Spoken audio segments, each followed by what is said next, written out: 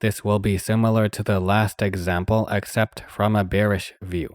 We want to practice the identification of more substantial bearish reversals compared to minor bearish retracements. For example, here we don't just want Aroon upper to be decreasing to indicate the drop in bullish advantage. We also want an indication of stronger selling pressure with consistent lows being reached, as represented by the Aroon lower line going above 50 and remaining within that upper 30% range. Here's a brief case of a bearish reversal that doesn't immediately take place due to short-term bullish price action.